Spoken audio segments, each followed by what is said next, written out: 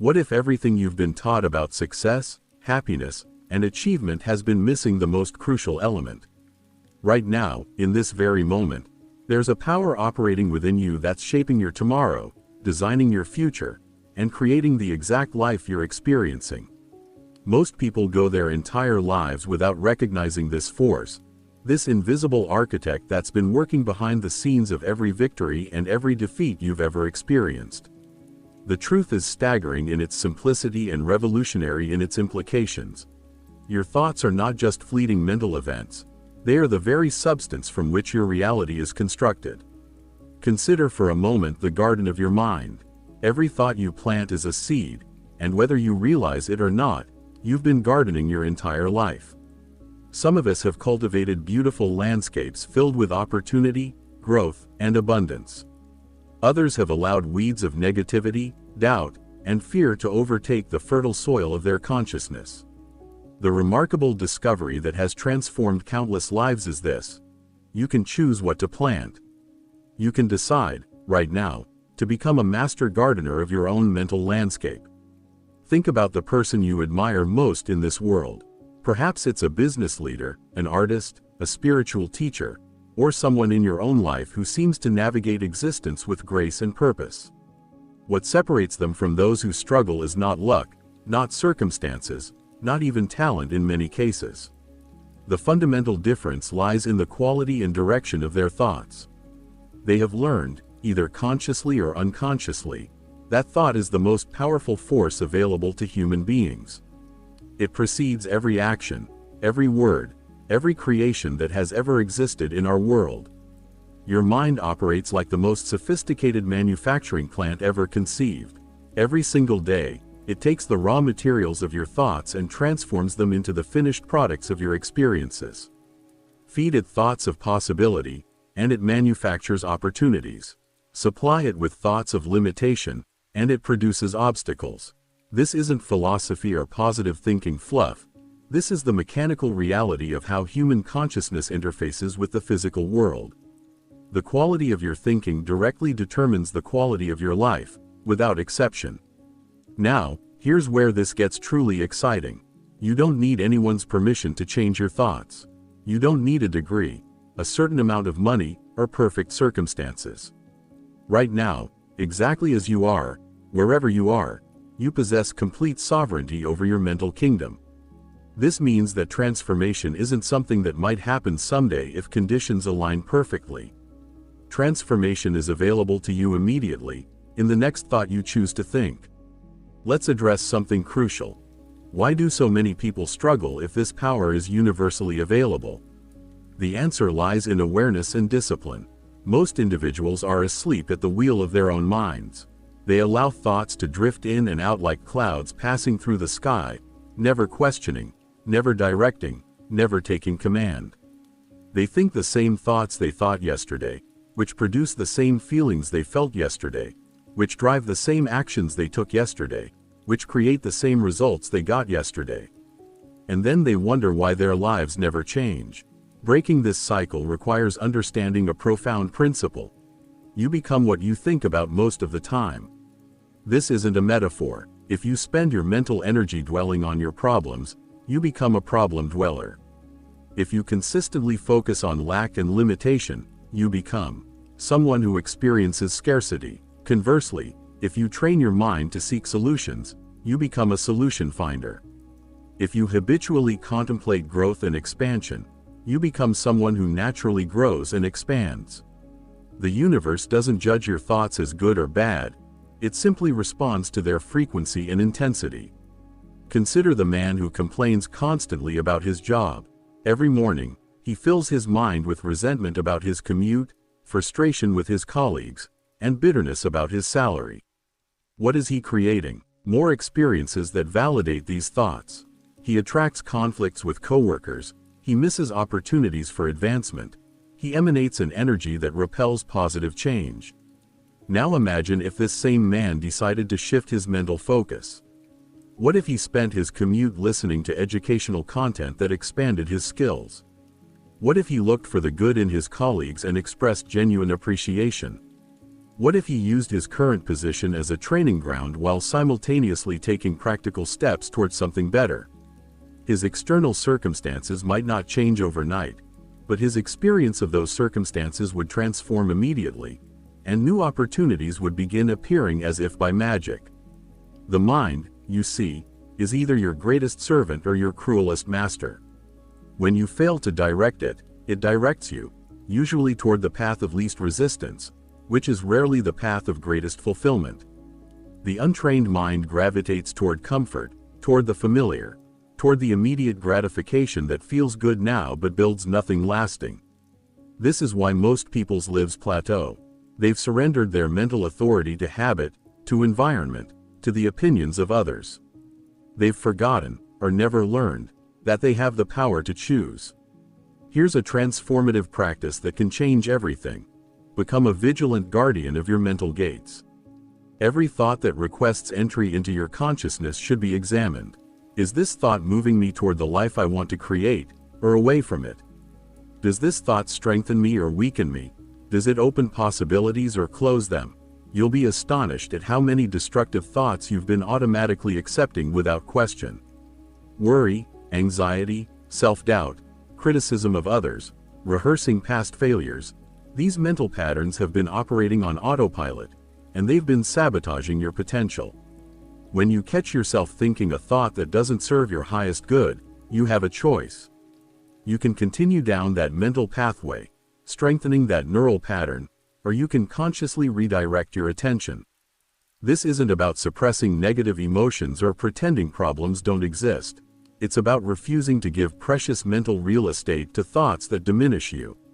It's about recognizing that every moment you spend in destructive thinking is a moment stolen from constructive creation.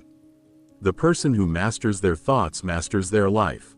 This mastery doesn't mean you'll never face challenges or experience difficult emotions.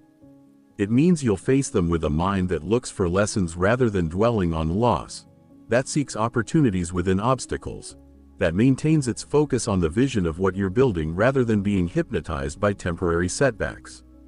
This is the difference between someone who grows through adversity and someone who is crushed by it.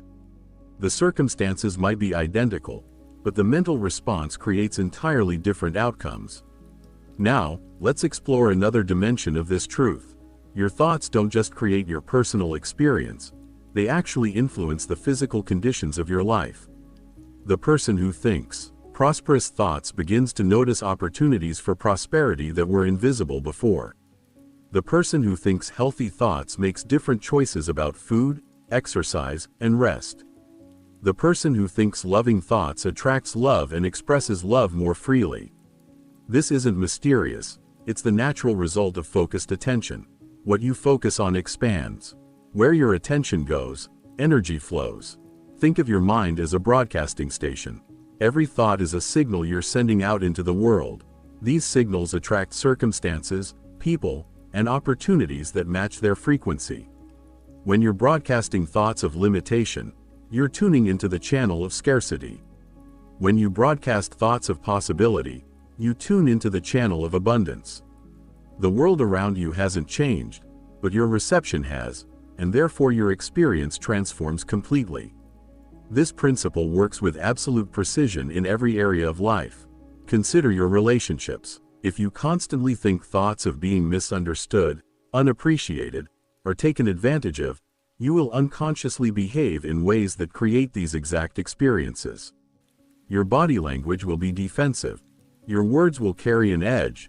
Your expectations will color every interaction. The people in your life will respond to the energy you're projecting, and you'll find confirmation for your negative beliefs everywhere you look. But if you deliberately cultivate thoughts of connection, appreciation, and giving value to others, you'll be amazed at how your relationships transform. Same people, same circumstances, completely different experience. The beauty of this understanding is that you don't have to wait for the world to change before you can be happy. You don't have to wait for that promotion, that relationship, that perfect body, or that ideal situation.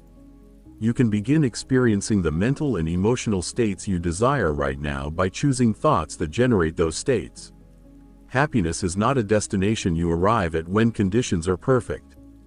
Happiness is a mental habit you can develop regardless of conditions. Your character, the essence of who you are, is not something you're born with and stuck with forever. It's something you build, thought by thought, choice by choice, day by day. Every time you choose a noble thought over a petty one, you're strengthening your character. Every time you choose gratitude over complaint, patience over irritation, courage over fear, you're literally rewiring your brain and reshaping your personality. The person you are today is the sum total of the thoughts you've been thinking.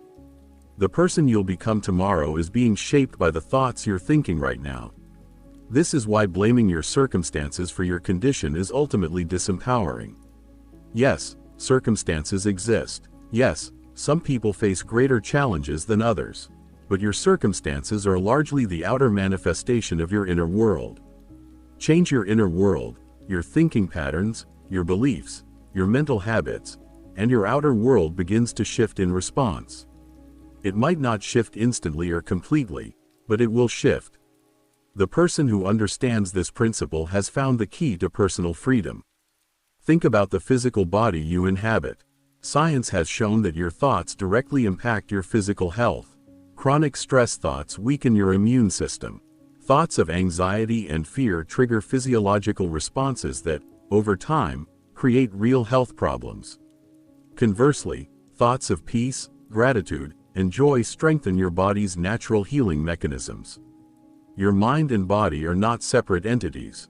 They're an integrated system, and your thoughts are the commands that tell this system how to operate. Consider someone who constantly thinks, "I'm so tired, I'm exhausted, I can't keep up."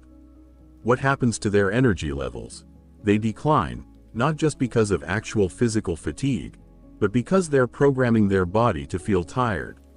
Compare this to someone who thinks, "I'm strong, I'm capable, I have abundant energy." Even when faced with the same demands, their body responds differently because they're sending different signals. This isn't about denying genuine physical needs for rest. It's about recognizing that your thoughts influence your physical experience far more than most people realize. The principle extends to every aspect of your existence. Your financial situation is influenced by your thoughts about money. If you constantly think, "I can't afford it, money is scarce, I'll never get ahead," you'll make decisions and take actions consistent with those thoughts. You'll miss opportunities because you're not looking for them. You'll avoid risks that could pay off because you're focused on potential loss. But if you cultivate thoughts of abundance, possibility, and financial intelligence, you'll begin noticing opportunities everywhere. You'll invest in yourself, take calculated risks, and make decisions from a mindset of growth rather than scarcity. Here's something that might challenge you. You're not a victim of your thoughts. You might have been unconscious of your thinking patterns for years or decades, but once you become aware, you're responsible. You have the ability to respond differently. This awareness is simultaneously liberating and demanding. It's liberating because it means you have power. It's demanding because it means you're responsible for exercising that power. You can no longer blame external forces for your internal state once you understand this truth. Many people resist this teaching because it feels like too much responsibility. It's easier to blame the economy, the government, your upbringing, your genetics, other people, anything external. But this blame, while it might feel temporarily satisfying, leaves you powerless. If your problems are caused by things outside your control, then you're stuck waiting for those external things to change. But if your experience is primarily created by your thinking, then you can change your experience by changing your thinking. Which position would you rather occupy? The position of the victim or the position of the creator?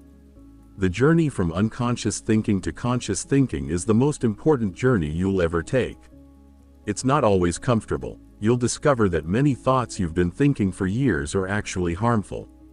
You'll realize that beliefs you've held as truths are actually limitations you've imposed on yourself. You'll see how much time and energy you've wasted on mental patterns that serve no positive purpose. This can be painful, but it's also the doorway to freedom. Start paying attention to the stories you tell yourself about yourself. Are you telling a story of capability or incapability? Are you the hero of your story or the victim? Are you someone who overcomes or someone who gets overcome? These narratives shape everything. The person who tells themselves, "I'm not good with money," will continue to struggle financially because they're living into that identity. The person who decides, "I'm learning to be financially intelligent," opens up a completely different set of possibilities because they've changed their self-concept. Your self-concept, the collection of beliefs you hold about who you are, is entirely constructed from thought. It's not based on objective reality. It's based on the thoughts you've accepted as true about yourself. The beautiful and terrifying thing is that you can change your self-concept by changing your thoughts. You can decide to be a different kind of person, not by pretending or putting on a false persona, but by genuinely thinking different thoughts about yourself until those thoughts become your new reality. Let's talk about the power of visualization, which is simply controlled, focused thinking. When you vividly imagine yourself succeeding, handling challenges well, living the life you desire, you're not just daydreaming. You're actually creating neural pathways in your brain. Your subconscious mind doesn't distinguish clearly between vividly imagined experiences and real experiences. This is why athletes visualize perfect performances. This is why successful people spend time mentally rehearsing the outcomes they want to create. They understand that thought precedes and shapes reality.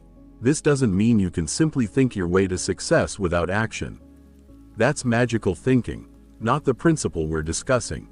The principle is that right thought leads to right action, which leads to right results. Your thoughts determine what actions seem possible or impossible to you. They determine how much effort you're willing to invest. They determine whether you persist through difficulty or give up at the first obstacle. Everything flows from thought. Consider the emotion of fear. Fear begins as a thought about the future, a thought that something bad might happen. That thought triggers a cascade of physical and emotional responses. Your heart rate increases, your muscles tense, your focus narrows. All of this happens because of a thought, often about something that hasn't happened and might never happen. The person who learns to question fearful thoughts, to examine whether they're based on reality or imagination, gains tremendous power. They can feel the initial sensation of fear and then think, is this fear protecting me from real danger or limiting me from growth? Based on that analysis, they can choose how to proceed. The same process works with anger, jealousy, anxiety, and every other emotion. Emotions don't just happen to you randomly. They're generated by your thoughts, your interpretations of events. Two people can experience the same event and have completely different emotional responses because they're thinking different thoughts about it. One person loses a job and thinks, "This is terrible, I'm a failure, my life is over." Another person loses a job and thinks, "This is an opportunity to find something better, to reassess my path, to grow." Same event, different thoughts, completely different emotional experiences and subsequent outcomes. This brings us to a critical insight. You can't always control what happens to you, but you can always control what you think about what happens to you. This is where your true power lies. Life will bring challenges, disappointments, losses, and difficulties. These are inevitable, but whether these events destroy you or develop you depends entirely on the thoughts you think about them. The person who thinks, "This challenge is here to teach me something," extracts value from difficulty. The person who thinks, "Why does this always happen to me?" becomes bitter and stuck. Gratitude is one of the most powerful thought patterns you can cultivate. When you train your mind to focus on what you have rather than what you lack, on what's working rather than what's broken, on possibilities rather than limitations, your entire experience shifts. This isn't about denying problems or pretending everything is perfect. It's about recognizing that there's always something to appreciate, and where you place your attention determines how you feel and what you attract. Try this experiment. For one full day, catch every complaint that arises in your mind and deliberately replace it with a thought of gratitude. Instead of, "I hate traffic," think, "I'm grateful I have a vehicle and the freedom to travel." Instead of, "I'm so busy," think, "I'm grateful to have work that challenges me." Instead of, "My house is too small," think, "I'm grateful to have shelter." Notice what happens to your mood, your energy, your interactions with others. This simple shift in thinking can transform your daily experience. The principle we're exploring isn't about positive thinking in the shallow sense of just being cheerful and ignoring reality.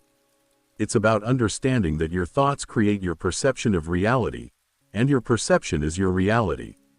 Two people can live in the same house, work the same job, have the same income, and one person feels rich and blessed while the other feels poor and deprived. The difference isn't in their circumstances. It's in their thinking about their circumstances. Let's move now to the dimension of time, because your thoughts about time directly determine how you experience and use it. Time is the strangest resource we possess. Everyone gets exactly the same amount. 24 hours per day, 168 hours per week, 8,760 hours per year. It cannot be saved, stored, or accumulated. You can't borrow more or bank extra. Every moment that passes is gone forever. And yet, most people treat time as if it's infinite, as if there will always be more, as if they can waste today and still somehow accomplish everything they dream of tomorrow. The wealthy person and the poor person, the successful and the struggling, the fulfilled and the frustrated, all have the same amount of time. The difference lies entirely in how that time is valued and invested. Think about that word, invested. Most people spend time, letting it flow away like water through their fingers. Wise people invest time, planting it carefully where it will grow and multiply and produce returns. Right now, as you listen to these words, time is passing. This hour will never return. The question is, what are you creating with it? Are you investing this time in expanding your understanding, which will pay dividends in better decisions and actions? Or would you normally be spending this time on activities that contribute nothing to your growth? This isn't about judgment, it's about awareness. Most people sleepwalk through their days, reacting to demands and distractions, never pausing to consider whether they're actually living or just existing. Consider your typical day. How much time do you spend on activities that genuinely matter to you? How much time is consumed by habits you've never questioned? How much time disappears into the void of scrolling, watching, worrying, or engaging in activities you don't even enjoy? For most people, the honest answer is shocking. They discover that they're giving away the majority of their irreplaceable life to pursuits they don't value, simply because they've never stopped to evaluate and decide differently. The transformation begins when you recognize that time is not something that happens to you. It's something you direct. Every single minute presents a choice about how it will be used. Yes, you have obligations and responsibilities. Yes, there are demands on your time. But even within those constraints, there's enormous freedom in how you approach and execute those obligations. The person who rushes through their day feeling victimized by their schedule and the person who moves through the same schedule with purpose and presence are having entirely different experiences of time. Let's explore a radical idea. You can fit an extraordinary amount of living into 24 hours if you bring conscious intention to how you use them. Most people waste time not because they're busy, but because they're unfocused. They switch between tasks, never fully engaging with any of them. They start the day with no clear priorities, so they respond to whatever feels urgent rather than what's actually important. They allow interruptions to fragment their attention into uselessness. They say yes to every request on their time because they haven't clarified what deserves their yes. Think about your morning. For many people, this precious time when their mind is fresh and their energy high is squandered. They hit snooze multiple times, already establishing a pattern of not keeping commitments to themselves. They grab their phone before they're fully awake, allowing other people's priorities and the chaos of the world to flood their consciousness. They rush through their routine in a state of low-level panic, starting the day from behind.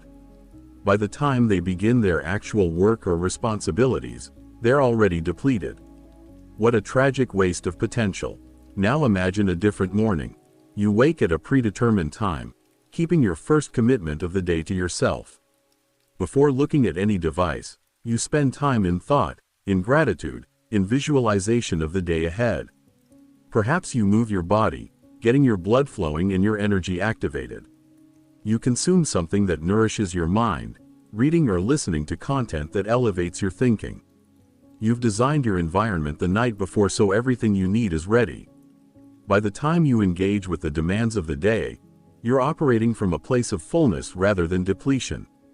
Same 24 hours, radically different use of the first one. The evening hours hold similar potential.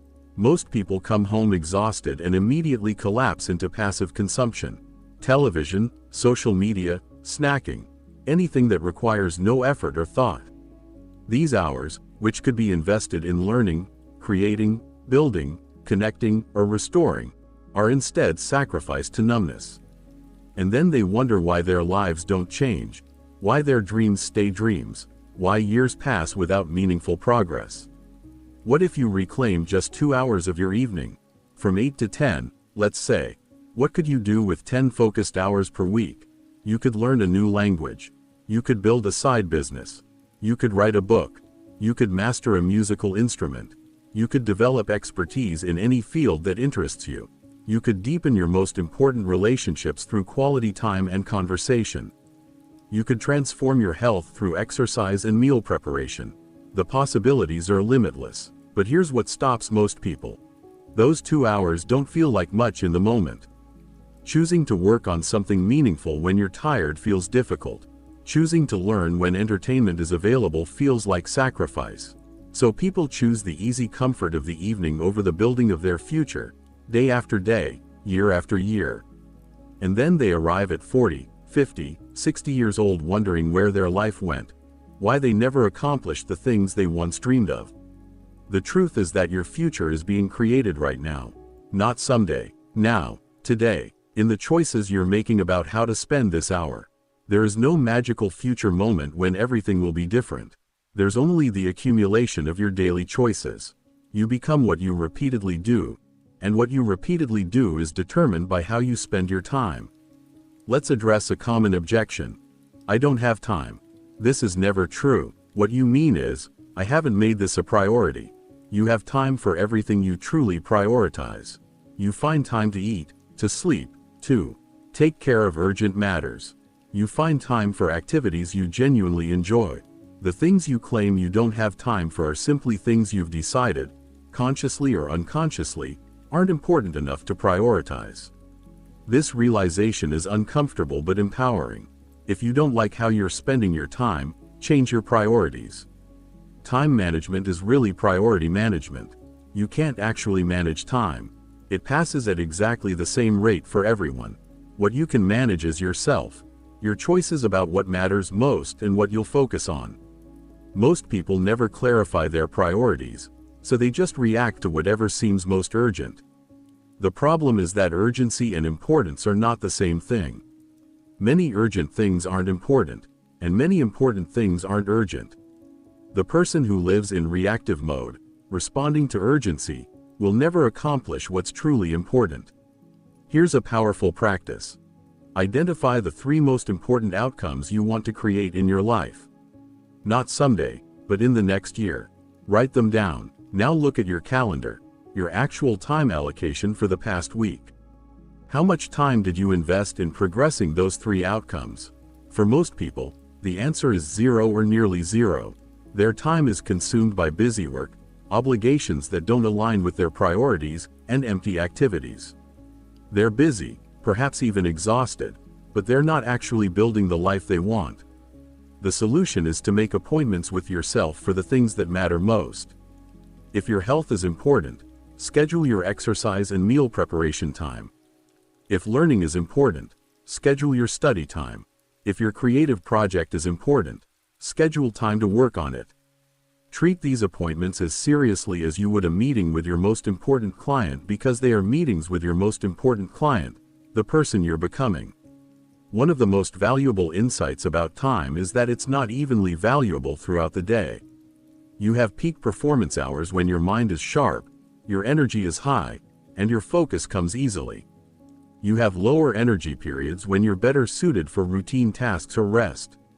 Most people ignore these natural rhythms and try to do everything at all times with equal effort. This is exhaustingly inefficient. Pay attention to when you're naturally at your best. For many people, it's morning. For others, it's evening.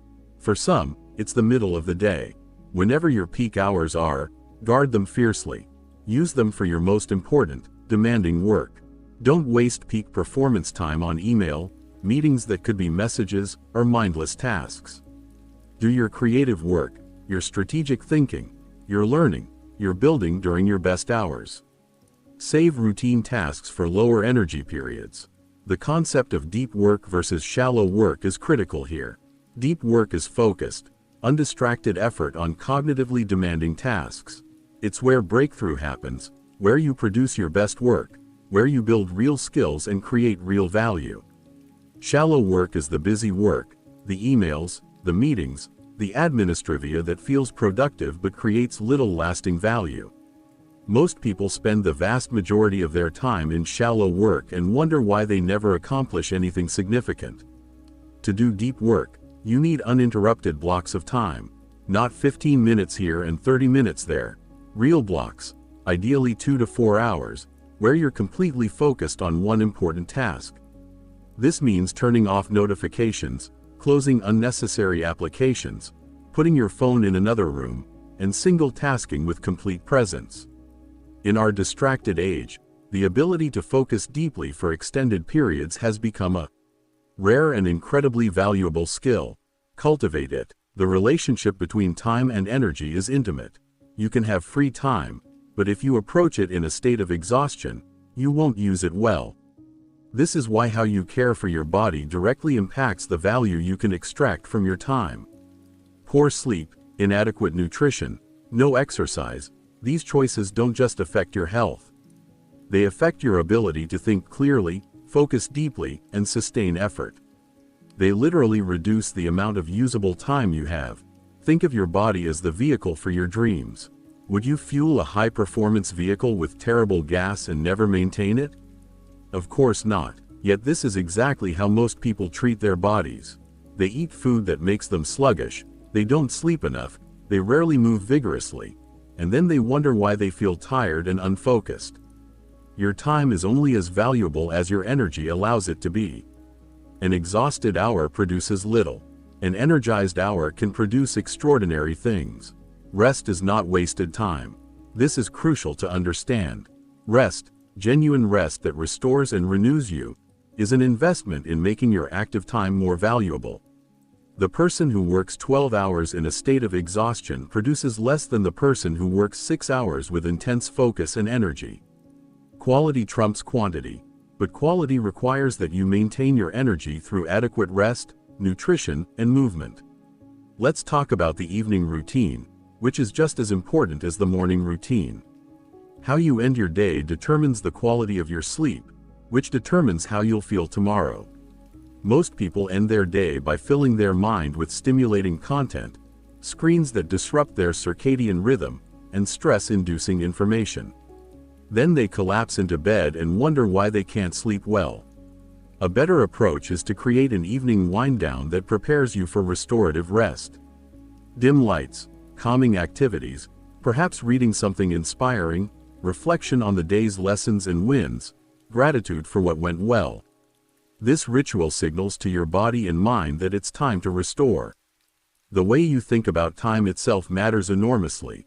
If you think time is scarce and there's never enough, you'll feel perpetually rushed and anxious. If you think time is abundant and you have plenty for what matters, you'll move through your days with more ease and effectiveness. Paradoxically, the person who feels they have abundant time actually accomplishes more because they're not operating from a state of panic. They're calm, focused, and intentional. Here's another time truth that changes everything. You don't need huge amounts of time to make progress.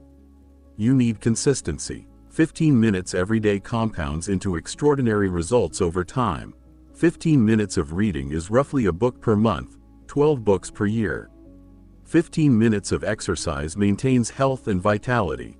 15 minutes of working on a creative project produces completed work within months. The magic isn't in marathon sessions. It's in showing up consistently, day after day, regardless of motivation or circumstances. Most people overestimate what they can accomplish in a day and underestimate what they can accomplish in a year. They try to do everything today, get overwhelmed, burn out, and quit. Then they conclude they don't have time or it's too hard. But if they would just commit to small, consistent actions daily, they'd be amazed at what accumulates. The book gets written one page at a time. The business gets built one small action at a time. The body transforms one workout at a time. Time reveals the power of consistency. Let's address the trap of busyness, which is epidemic in our culture. Being busy has become a status symbol, a way to feel important, a habitual state that many people are actually addicted to. But busyness is not productivity. You can be busy all day and accomplish nothing of significance. In fact, busyness is often a form of avoidance. It's easier to stay busy with trivial tasks than to face the hard, important work that actually moves your life forward. The antidote to busyness is ruthless prioritization. You must become willing to let things go, to say no, to disappoint people who expect your time. You must accept that you cannot do everything, which means you must choose what you will do. This requires clarity about what matters most to you. Without that clarity, you'll spend your time on whatever seems urgent or whatever others want from you. With clarity, you can evaluate every request and opportunity against your priorities and make conscious decisions. Think about meetings, which consume enormous amounts of time in many people's lives. How many meetings could be eliminated entirely or replaced with a simple message? How many meetings do you attend out of obligation rather than because you'll add or receive value? How many meetings have no clear purpose, no agenda, no defined outcome, and just waste everyone's time? The person who becomes strategic about meetings, declining those that don't serve a clear purpose and making the necessary meetings more efficient, reclaims hours every week. The same ruthless evaluation should apply to every commitment. Are you serving on committees that don't matter to you? Attending events you don't enjoy? Maintaining relationships that drain rather than energize you? Spending time on hobbies you've outgrown?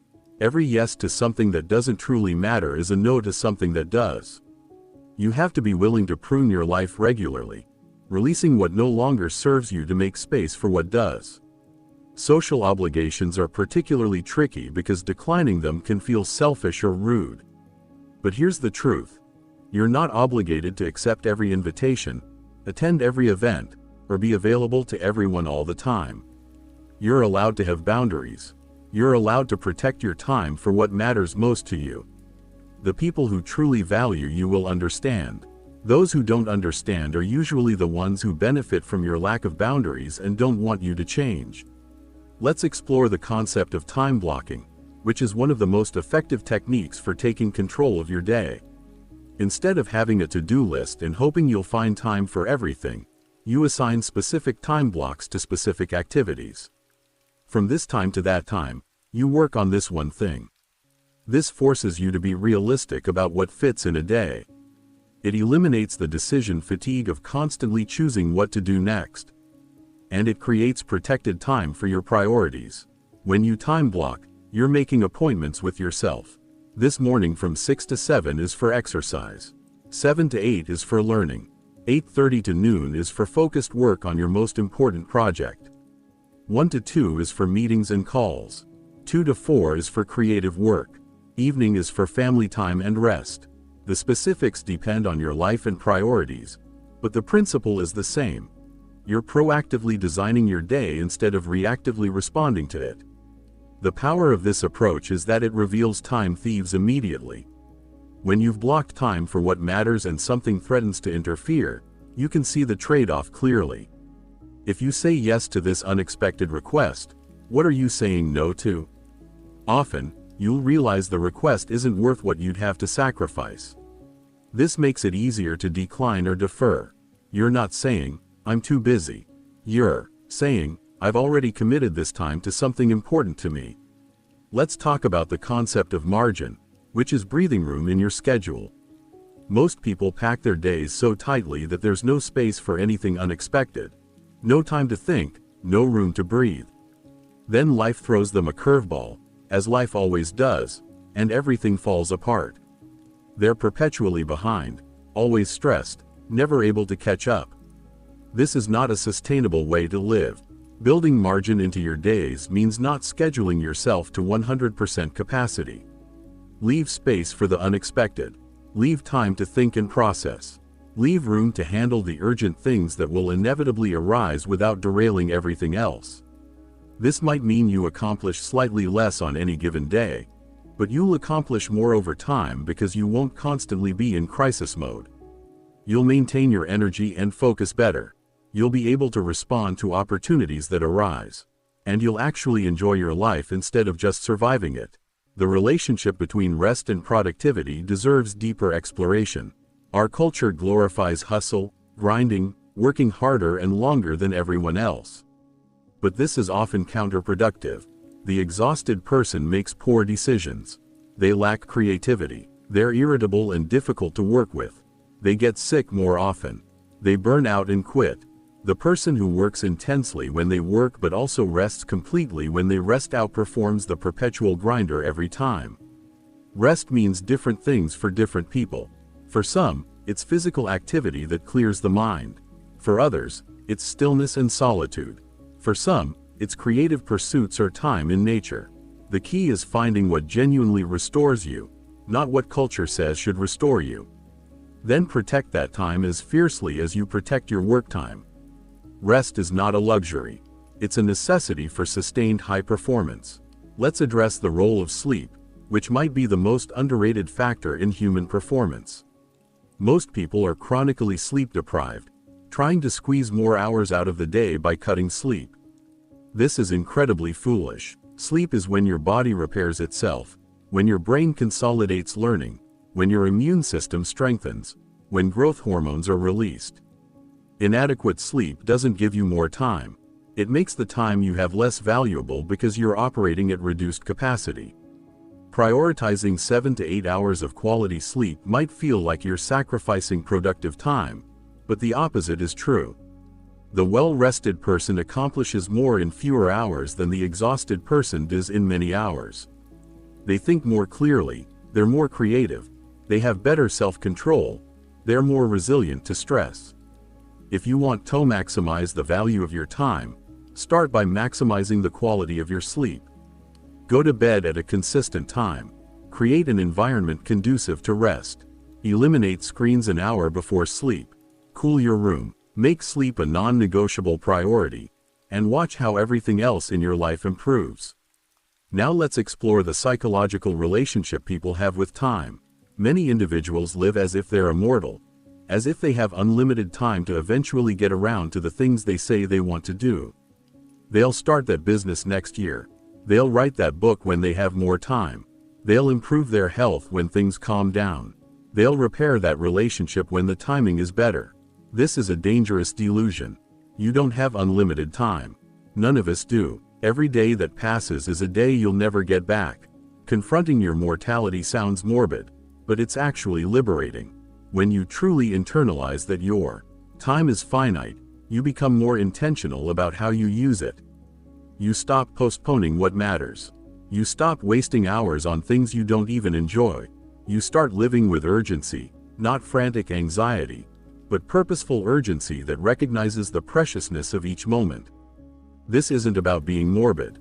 It's about being awake to reality. Consider how you'd live differently if you knew you had only 1 year left.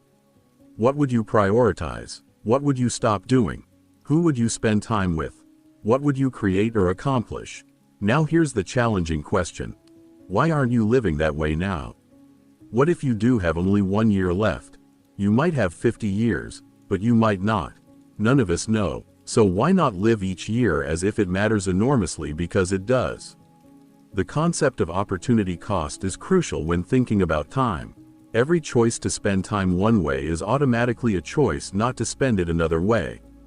When you spend 3 hours watching television, you're not just watching television.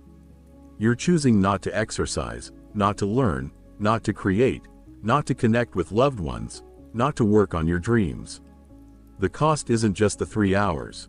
It's everything you could have done with those hours but didn't. Most people never think in these terms. They think, I'll just relax for a bit, without considering what they're trading. This isn't about never relaxing or always being productive in the conventional sense. It's about being conscious of the trade-offs. If you choose to watch television and that choice is deliberate because you've decided you need that kind of rest, fine. But if you're watching television by default, out of habit, because you can't think of anything better to do, that's tragic. You're trading your irreplaceable life for nothing of value. Here's another dimension of time that changes everything when you understand it. The difference between killing time and investing time. Killing time is trying to make time pass quickly, to get through it, to make it disappear. This is what people do when they're bored, when they're avoiding something, when they don't know how to be present with themselves. They scroll endlessly, they channel surf, they distract themselves in countless ways. They're literally trying to kill their own life, to make it go faster, to skip over the present moment. Investing time is the opposite. It's consciously choosing activities that will pay dividends in the future. Reading invests in knowledge. Exercise invests in health. Working on skills invests in capability. Deep conversations invest in relationships. Creative work invests in expression and potential income. Rest invests in recovery. Even play, genuine joyful play, invests in your sense of vitality and happiness. The question to ask about any activity is, am I killing time or investing it? Let's talk about the morning hours specifically because they set the tone for everything that follows. The first 2 to 3 hours after waking are often your most valuable. Your mind is fresh, your willpower is strong, your capacity for focused work is at its peak. How you use these hours determines largely how your entire day unfolds. If you give them away to email, social media, or reacting to other people's needs, you've surrendered your most valuable asset. If you protect them for your most important work, you'll accomplish more before noon than most people accomplish all day.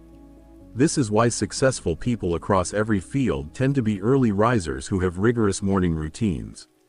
They're not superhuman. They've just recognized the asymmetric value of morning hours and structured their lives accordingly. They do their most important work when their mind is sharpest, while most people are still hitting snooze or scrolling through feeds. By the time the average person starts being productive, these individuals have already won the day. The evening hours, as we've touched on, hold similar potential but in a different way. After the demands of the day are met, you have freedom to choose how to use your remaining time. Most people use this freedom to collapse into passive consumption, but this is prime time for building your future. When your obligations are complete and you have a few hours before sleep, what you do with that time literally constructs your tomorrow. Will you use it to learn, grow, create, and build? Or will you use it to numb, distract, and escape? The person who uses evening hours for growth and creation will, within a year, be living a completely different life than the person who uses evening hours for passive consumption. Same 24 hours, radically different allocation of the flexible hours, completely different outcomes. It's not about being relentlessly productive every moment. It's about being intentional. Maybe some evenings you genuinely need rest and rejuvenation. Fine, choose that consciously, but don't let every evening disappear into the void by default. Let's explore the concept of seasons and rhythms. Life has natural seasons, times of intense activity and growth, and times of rest and integration. Trying to maintain the same intensity year-round leads to burnout. Understanding that you can have seasons where you push hard on a particular goal, followed by seasons where you maintain and consolidate, creates sustainability. The key is choosing these seasons consciously rather than just randomly fluctuating between intensity and collapse. Your energy and focus also operate in daily rhythms. Some people are morning people, bright and energetic early. Others are evening people, hitting their stride later in the day. Neither is better. What matters is understanding your natural rhythm and structuring your life accordingly as much as possible. If you're a morning person forced to do your best work in the evening, you'll struggle. If you're an evening person and your most important work must happen at dawn, you'll find it difficult. Where you have flexibility, align your schedule with your natural energy patterns. The 90-minute ultradian rhythm is worth understanding. Research shows that humans naturally move through cycles of about 90 minutes where we can maintain high focus, followed by a need for a break.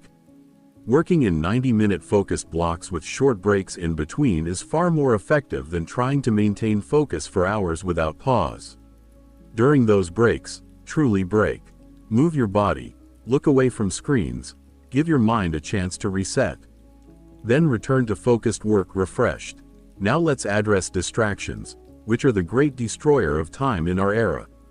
You could have all day available, but if you're constantly distracted, that time is worthless. And we live in the most distractible environment humans have ever experienced. Your phone buzzes with notifications. Emails arrive constantly. Messages demand immediate response. Social media platforms are engineered to capture and hold your attention. The default state has become one of perpetual partial attention, always distracted, never fully present. Reclaiming your attention is perhaps the most important battle you'll fight. This means turning off notifications except for truly urgent contacts. It means putting your phone in another room when you're trying to focus. It means closing unnecessary applications on your computer. It means training the people in your life that you're not always immediately available. It means creating physical environments that minimize distraction. Every distraction costs you far more than the few seconds it takes. It breaks your focus, which takes many minutes to rebuild. 10 interruptions in an hour means you never achieve any real focus at all. The cost of context switching, moving between different types of tasks, is enormous and largely invisible. When you work on a document, then check email, then have a conversation, then return to the document, then look at your phone, then try to continue the document, you're not being efficient. You're hemorrhaging mental energy and time.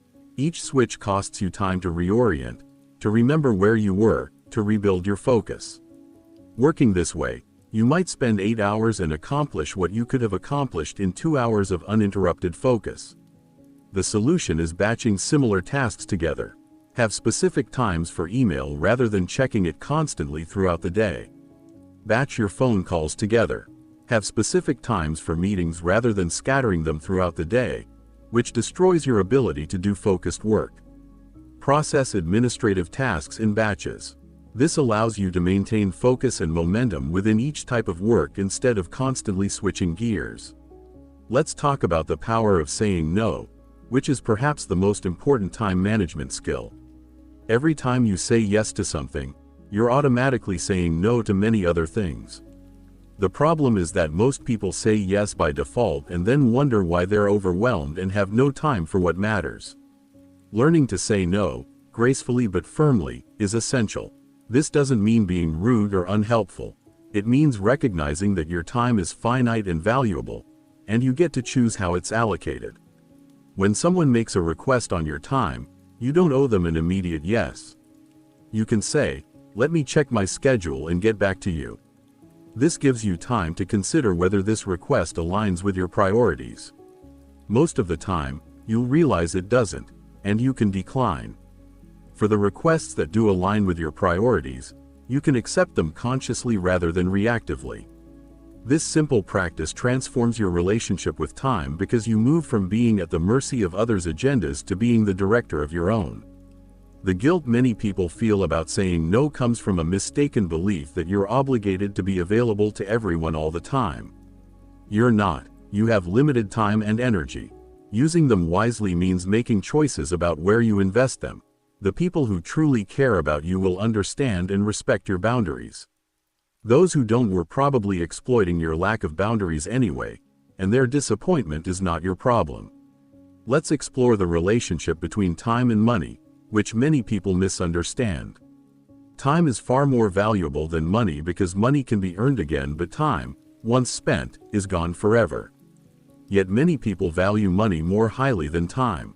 They'll spend hours trying to save a few dollars when they could spend those hours earning far more or investing in their development. They'll take a job they hate because it pays well, trading the majority of their waking hours for money while being miserable. This is a terrible trade.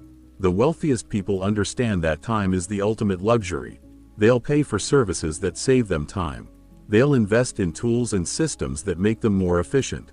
They'll structure their lives to maximize time spent on high-value activities and minimize time spent on low-value tasks. They recognize that an hour spent on developing a valuable skill, building a business, or creating something meaningful can generate far more return than an hour spent on menial tasks, even if those tasks save a small amount of money. This doesn't mean being wasteful with money. It means being strategic. If you can pay someone to clean your house for less per hour than you can earn working on your business, or if that freed up time allows you to rest and be more effective in your work, it might be a wise investment. If you can invest in a course that accelerates your learning by months, the time saved is worth far more than the money spent. Time is your most precious resource. Spending money to get more usable time or to make your time more productive is often the best investment you can make. The person who understands this principle makes very different choices than the person who sees money as more valuable than time. They invest in their development. They outsource tasks that others can do cheaper than they can. They say no to opportunities that pay but require too much time for too little return.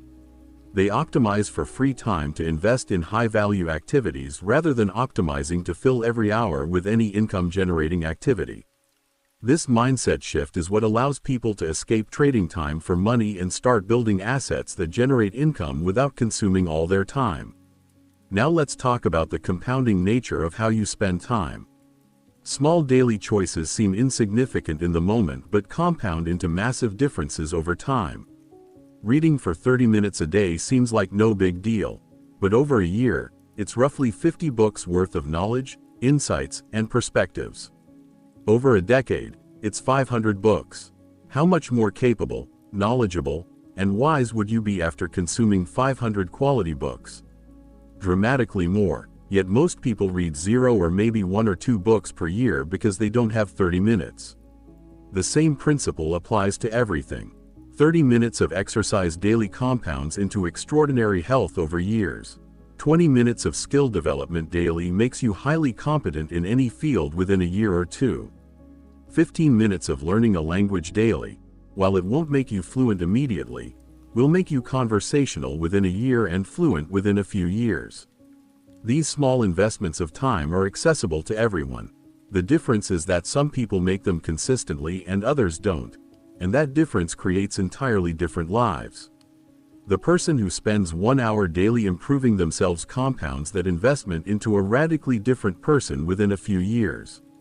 The person who spends 1 hour daily on passive entertainment remains essentially the same person, just older. After 5 years, these two individuals, who might have started from the same point, are living in completely different realities. One has developed skills, knowledge, health, and capabilities that create options and opportunities. The other has accumulated nothing except memories of shows they barely remember watching. This is why the daily choices matter so enormously, not because any single day determines your destiny, but because the accumulation of days does. Your life is the sum of your days. Your days are the sum of your hours. Your hours are filled with the choices you make, moment by moment. Change your moments. Change your hours. Change your hours. Change your days. Change your days. Change your life. It really is that simple and that challenging. Let's address the trap of perfectionism, which causes many people to waste time or not start at all. They're waiting for the perfect time to begin, the perfect plan, the perfect conditions. But perfection never arrives, and while they're waiting, time passes. The person who starts imperfectly and learns as they go will be far ahead of the person who never starts because they're waiting for perfect conditions. Done is better than perfect. Progress is better than perfection. Starting is better than waiting. This applies to everything. You don't need the perfect morning routine to start improving your mornings. Just start waking up 30 minutes earlier and use that time better than you currently are. You don't need the perfect business plan to start building a business. Start with what you know and learn as you go. You don't need the perfect workout program to start exercising. Just start moving your body consistently. You can refine and optimize as you go, but you have to start first. Waiting for perfect is a sophisticated form of procrastination. The relationship between discipline and freedom is paradoxical but profound. Most people think discipline restricts freedom, but the opposite is true. The person who disciplines their time, their thinking, their habits, creates freedom for themselves. The disciplined person has the freedom to pursue their goals because they've built the systems and habits that make progress automatic. The undisciplined person is enslaved by their impulses, their circumstances, their lack of capability. They have no real freedom because they've built nothing that creates options. Think about financial freedom. It comes from the discipline to spend less than you earn, invest the difference, and build assets over time. The undisciplined person who spends everything they earn has no freedom. They're trapped in a cycle of working for money, spending the money, and having to work more. The disciplined person who builds wealth gains the freedom to choose how they spend their time because they're no longer forced to trade every hour for survival. The same principle applies to every area of life. The discipline to exercise and eat well creates the freedom of a healthy, energetic body. The discipline to learn and develop skills creates the freedom of valuable capabilities that open opportunities. The discipline to manage your time well creates the freedom of accomplishment and the satisfaction of living according to your values. Discipline isn't restriction, it's the path to liberation.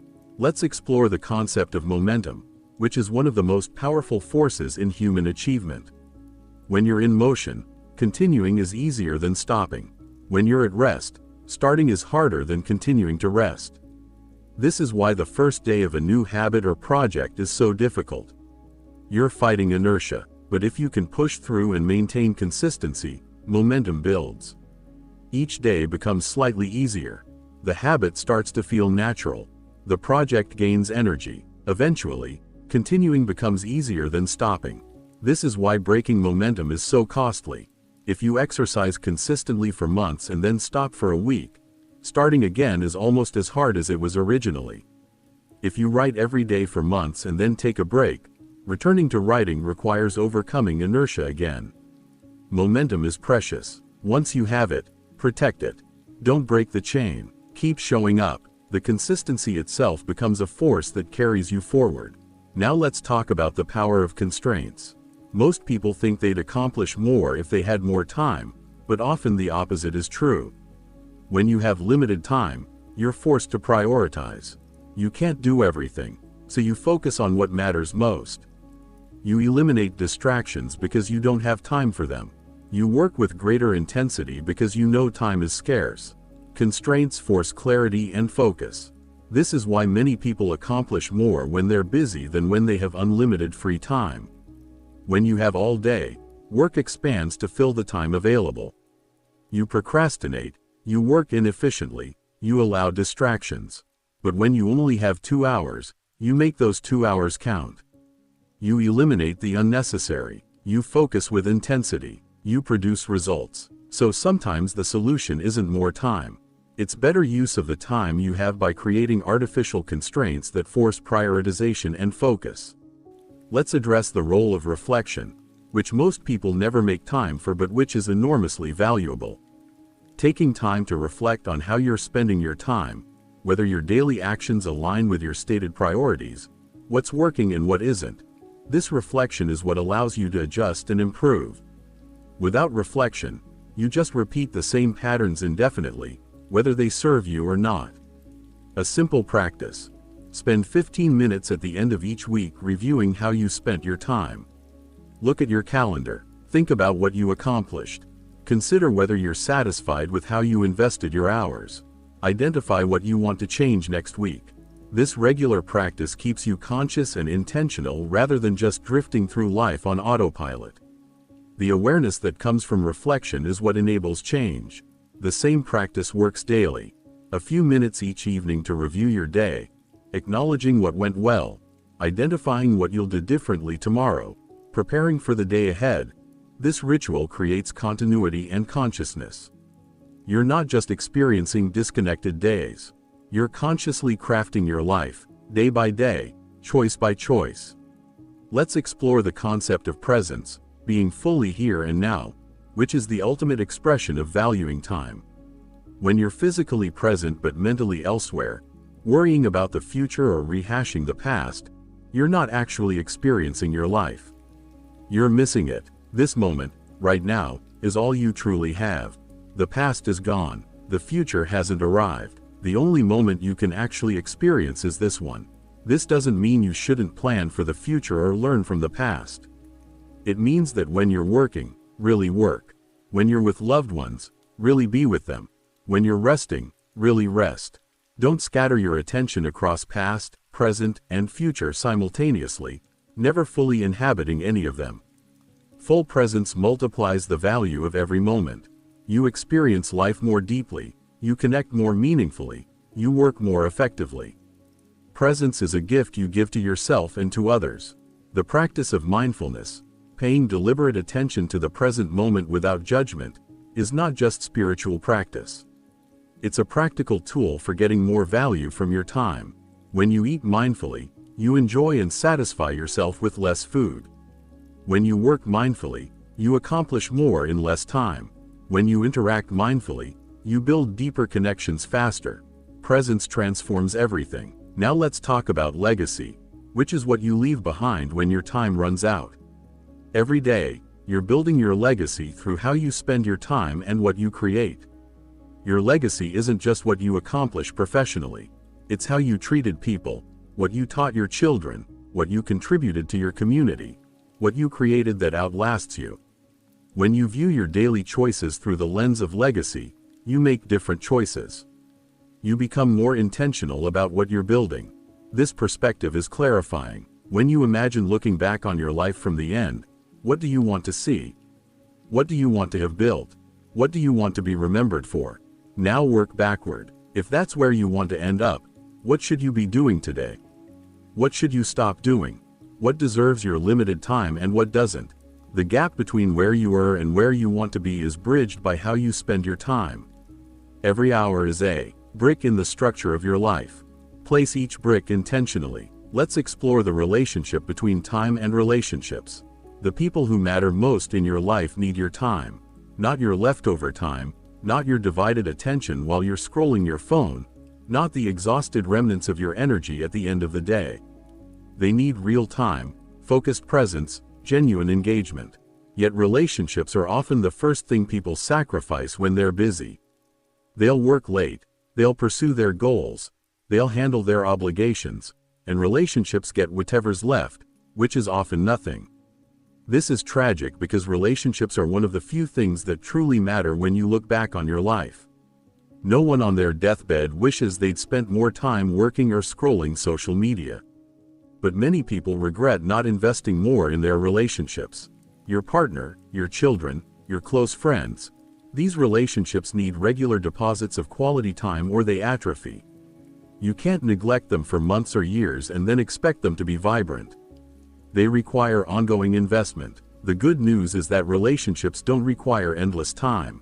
They require consistent, quality time. 30 minutes of undivided attention, real conversation, genuine presence, builds a relationship more than 3 hours of being physically present but mentally elsewhere. So the solution isn't necessarily spending every waking moment with loved ones. It's scheduling regular, protected time where you're fully present with them, and honoring those commitments as seriously as you would any other important appointment. Think about the parent who works 80 hours a week to provide for their family but barely sees their children. The intention is noble, providing for them. But what the children need most isn't more stuff. It's their parents' time and attention. Years pass, children grow up, and suddenly the parent realizes they missed it. They were there physically sometimes, but they weren't really there. This realization comes too late because you can't get those years back. Time with your children while they're young is finite and irreplaceable. Once it's gone, it's gone. The same applies to all important relationships. Your aging parents won't be here forever. Your friends' lives change, they move away, circumstances shift. The time you have with the people who matter is limited and unpredictable. Don't assume you'll always have more time. Make time now, prioritize presence now, have the conversations now, create the memories now, because now is all you're guaranteed. Let's talk about the role of technology in consuming time. Technology can be a powerful tool for productivity and connection, but it can also be the greatest time thief in human history. Social media platforms are engineered to be addictive, to capture your attention and keep it as long as possible. They exploit psychological vulnerabilities to create compulsive checking behaviors. Streaming services eliminate friction, automatically playing the next episode so you never have to make an active decision to stop. Your devices are designed to keep you engaged, and most people have no defense against this. The average person spends multiple hours per day on their phone, often without even realizing it. They check it dozens or hundreds of times. They interrupt whatever they're doing to respond to every notification. They scroll mindlessly whenever there's a spare moment, waiting in line, riding the elevator, sitting on the couch. These minutes add up to hours, hours add up to days, days add up to weeks of their life spent staring at a screen, consuming content they don't even remember, engaging in interactions that add no real value. Reclaiming your time from technology requires intentional action. Delete apps that add no value to your life. Turn off all non-essential notifications. Use screen time tracking to see honestly how much time you're spending and what you're spending it on. Create phone-free zones and times, perhaps meals, the first hour after waking, the last hour before sleep, time with loved ones. Put your phone in another room when you're trying to focus. Treat your devices as tools you use intentionally, not as sources of endless compulsion. This doesn't mean rejecting technology entirely. It means using it consciously. Technology should serve your goals and enhance your life. If it's doing that, great. But if you're being controlled by it, if you can't go 30 minutes without checking your phone, if you're sacrificing sleep to scroll, if you're missing real moments because you're distracted by your device, then technology has become your master instead of your servant. Take back control. Let's explore the concept of energy management as a complement to time management. You could have 8 free hours, but if you approach them exhausted and depleted, those hours won't be very productive. The quality of your time depends on the quality of your energy. This means that how you eat, sleep, move, and manage stress directly impacts your ability to use time effectively. Consider nutrition. The standard modern diet of processed foods, excessive sugar, and inadequate nutrients leaves most people in a state of chronic low energy. They experience spikes and crashes throughout the day. They rely on caffeine and stimulants to function. They never feel truly vibrant and energetic. This dramatically reduces the value of their time. 30 minutes of work when you're energized and focused produces far more than 3 hours of work when you're foggy and depleted. Eating real, whole foods that nourish your body and brain makes an enormous difference in your available energy and mental clarity. This isn't about perfection or restrictive dieting. It's about recognizing that food is fuel, and the quality of your fuel directly impacts your performance. Better fuel means better energy, means better use of time, means better results. It's all connected. Movement is equally crucial. Human bodies are designed to move regularly and vigorously, but modern life has most people sedentary for most of their waking hours. This creates not just physical health problems but also mental fog, low energy, and poor mood. Regular exercise, ideally including both strength training and cardiovascular activity, dramatically improves your mental clarity, energy levels, stress resilience, and overall capacity. It seems like exercise costs time, but it actually makes all your other time more valuable by keeping you in a high-performance state. Stress management is another key component.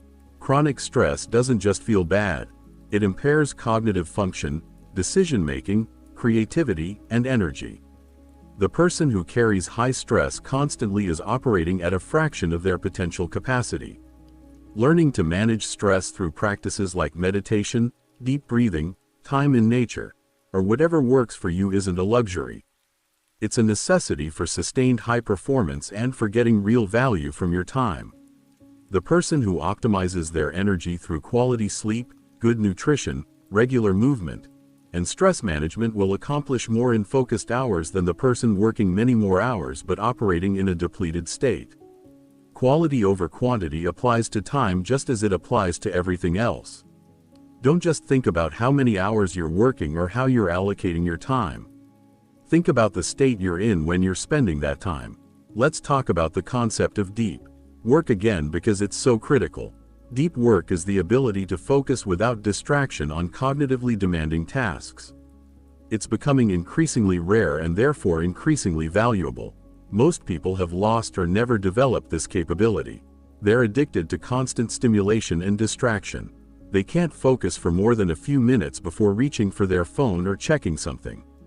This makes it nearly impossible to produce anything of real value. Developing the capacity for deep work requires practice. Start with shorter periods, maybe 20 to 30 minutes of complete focus on one task with no interruptions. Gradually extend those periods as your focus muscles strengthen. Create environmental conditions that support deep work. Quiet space, all distractions removed, clear task, protected time. Treat deep work sessions as sacred. Don't let anything interrupt them except true emergencies. The returns on deep work are exponential. Complex problems that seem impossible when you're distracted become solvable when you can think deeply about them. Creative work that's frustrating in short bursts flows when you can immerse yourself for extended periods. Learning that's shallow and ineffective when interrupted becomes deep and lasting when you can focus completely. Whatever your field, whatever your goals, your ability to do deep work is probably the most important determinant of your success. In our modern environment, the ability to resist distraction and focus deeply is a superpower. Most people can't do it, which means if you can, you have an enormous competitive advantage. You'll produce better work in less time. You'll solve problems others can't. You'll learn faster and more thoroughly. You'll create things that stand out because they have depth and quality. All of this flows from developing the capacity to focus deeply, which is entirely within your control. Now let's come back to the integration of thought and time, because they're not separate domains. They're intimately connected. The quality of your thinking determines what you believe is possible, which determines what you attempt, which determines how you use your time. If you think small thoughts about yourself and your potential, you'll use your time on small pursuits. If you think expansive thoughts about what you can become and achieve, you'll invest your time accordingly. Your thoughts also determine how you experience time. The person who thinks, "I never have enough time, I'm so busy, there's too much to do," creates a stressful experience of time scarcity. The person who thinks, "I have exactly the time I need for what truly matters," experiences time very differently, even with the same actual schedule. Your thoughts about time shape your experience of time, which shapes how effectively you use time. This is why working on your mindset and working on your time management aren't separate projects. They're two aspects of the same transformation. When you improve your thinking, you naturally make better choices about time. When you become more intentional with time, you create space for better thinking. They reinforce each other in an upward spiral of improvement. The person who masters both their mind and their time becomes nearly unstoppable. They think clearly and powerfully about what they want to create. They use their limited hours with intentionality and focus. They build momentum through consistency. They protect their energy and attention. They say no to distractions and low-value demands. They invest deeply in what matters most. Over time, the compound effect of these choices creates extraordinary results that seem like luck or talent to outside observers but are actually the natural outcome of disciplined thought and intentional time investment. This path is available to everyone. It doesn't require special circumstances or rare advantages. It requires decision, clarity, discipline, and consistency. It requires that you take yourself seriously, that you believe you're worth the effort, that you commit to becoming the person you're capable of being. It requires that you stop drifting and start steering, stop reacting and start creating, stop consuming and start building. The beautiful thing is that you can start right now, not tomorrow, not next week, not when conditions are perfect. Now, the next thought you think can be a better thought. The next hour you have can be better invested.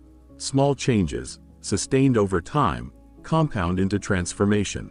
You don't have to overhaul your entire life overnight. You just have to start. Take one small step today, then another tomorrow, then another the day after. Trust the process. Trust yourself. Your life is happening right now, not someday in the future. This moment is not a rehearsal for some later moment when your real life begins. This is it. This is your life, unfolding moment by moment, choice by choice. Every thought you think, every hour you spend, is shaping your reality and building your future. Take that responsibility seriously. Embrace it, welcome it, because it means you have power, real power, to create the life you want to live. 10 years from now, you'll arrive somewhere. The only question is where. You can arrive by default, shaped by circumstances and habits and other people's agendas, wondering where the time went and why you never accomplished the things you once dreamed of. Or you can arrive by design, having consciously and deliberately built something beautiful with your thoughts and your time, living a life that reflects your values and your potential. The decision is yours. It's always been yours. No one is coming to make this decision for you. No perfect moment is coming when everything will suddenly be easy. No one will hand you a different life. But here's the incredible truth. You don't need anyone else. You don't need perfect conditions. You don't need more than you already have. You just need to decide. Decide that you're worth the effort. Decide that your dreams matter. Decide that your time is precious. Decide that your thoughts will serve you instead of limit you. And then, having decided, act. Think better thoughts. Use your hours more wisely. Do this today, tomorrow, the next day, and the day after that. Build the habit of being intentional. Create momentum. Protect what matters. Eliminate what doesn't. Stay consistent even when you don't feel motivated. Trust that small actions compound into massive results. Believe in yourself even when you can't yet see the evidence that your belief is justified. You are capable of so much more than you know. Your potential is vast. Your mind is powerful. Your time is sufficient. You have everything you need to begin building the life you want. The only question is, will you? Will you take your thoughts seriously? Will you guard your time fiercely? Will you invest yourself in becoming who you're meant to be? The world needs what you have to offer. The unique combination of your talents, perspectives, and experiences can create value that no one else can create in quite the same way. But that value only emerges if you develop it. And development requires thought and time, intentional thought and invested time, day after day, month after month, year after year. Some of you listening right now are so close to breakthrough. You've been working, learning, growing, and you're on the edge of something significant. Don't stop now. Don't let doubt or fear or temporary setback talk you out of your destiny. Keep going. Keep thinking powerful thoughts. Keep investing your time wisely. The harvest is coming. Trust the seeds you've been planting. Others are just beginning to wake up to these principles. You're realizing that change is possible, that you're not stuck, that you have power over your experience. Welcome to the most exciting journey of your life. The path ahead will challenge you, stretch you, and occasionally frustrate you. But it will also liberate you, fulfill you, and transform you. Embrace it with open arms. If you found value in this message, if something resonated deep within you, I invite you to like this video and subscribe to Audiobook Library. Share this with someone who needs to hear it. And some of you are in the messy middle, grinding it out day after day, wondering if it's working, questioning whether you're making progress. Let me tell you with certainty, you are. Every day you choose better thoughts over destructive ones, you're rewiring your brain. Every hour you invest in what matters, you're building capital that will pay dividends. The results might not be visible yet. The transformation might feel slow, but beneath the surface, everything is changing. You're changing. Trust the process. Trust yourself. Keep going.